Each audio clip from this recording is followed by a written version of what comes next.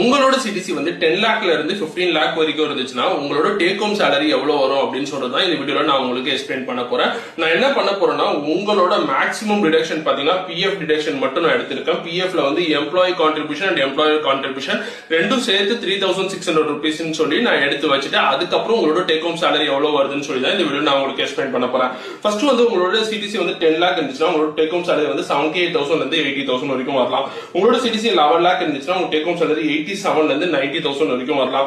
உங்களோட சிடிசி 12 லேக் இருந்துச்சுன்னா உங்களோட டேக் ஹோம் சேலரி பாத்தீங்கன்னா 95,000 இருந்து 97,000 வரைக்கும் வரலாம்.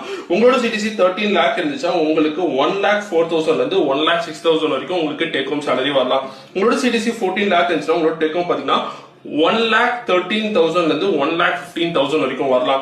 உங்களோட சிடிசி 15 லேக் இருந்துச்சுன்னா உங்களோட டேக் ஹோம் பாத்தீங்கன்னா 1,20,000 இருந்து 1,22,000 வரைக்கும் வரலாம். நான் சொல்ற இது எல்லாமே வந்து ஒரு கம்பெனிக்கு ஏத்த மாதிரி மாறும். ஒரு company different type of deduction வச்சிருப்பாங்க. அதனால ஒரு கம்பெனிக்கு ஏத்த மாதிரி முன்ன பின்ன போறதுக்கு வாய்ப்பு இருக்கு. ஆனா பெரிய டிஃபரன்ஸ் வரதுக்கான வாய்ப்பு இல்லை. இந்த பேசிக்கான இன்ஃபர்மேஷன் எல்லாரும் தெரிஞ்சு வச்சுக்கோங்க. யாருக்கு யூஸ்ஃபுல்லா இருக்கும் அவங்க ஷேர் பண்ணுங்க. தேங்க்ஸ் ஃபார் வாட்சிங். By from Manikandan. பை.